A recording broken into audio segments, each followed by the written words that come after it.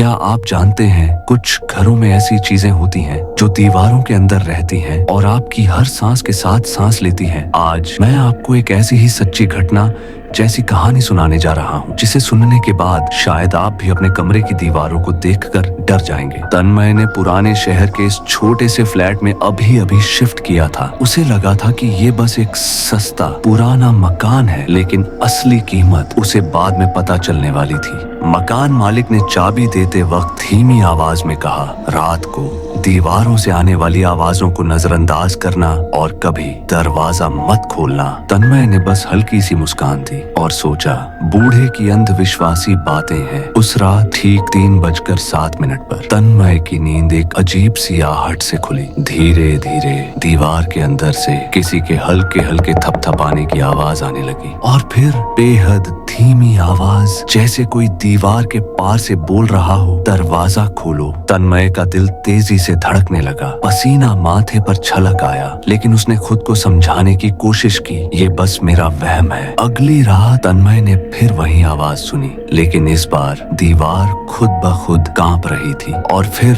उस दरार से एक सड़ा गला खून से लथपथ हाथ बाहर निकल आया। तन्मय का पूरा शरीर सुन्न हो गया, जैसे पैरों में जमीन ही न हो। कमरे के कोने से एक टेढ़ी मेढ़ी डरावनी हंसी गूंजने लगी, जो सीधे उसकी रीढ़ तक ठंडक पहुंचा रही थी। सुबह होते ही तन्मय ने मालिक से पूछा, कल रात दीवार से अजीब आवाज आई थी। मालिक बस मुस्कुराया, रात को मत सुनो, मैंने कहा था। तन्मय ने इंटरनेट पर सर्च करना शुरू किया और उसे एक पुरानी हत्या का मामला मिला जो इसी कमरे में हुआ था। तस्वीर में एक औरत की काली परछाई जैसे दीवार के अंदर कैद हो। तन्मय ने सबूत जुटाने के लिए उस रात एक कैमरा सेट कर दिया। ठीक 3 बजे वही आवाज, वही सर्द हवा और दीवार फिर से कांपने लगी। पहले हाथ निकला, फिर आधा चेहरा और फिर पूरा का पूरा विकृत शरीर दीवार के पार से बाहर आ गया। उसने तन्मय की आंखों में देखते हुए फुसफुसाया, मैं अकेली हूँ,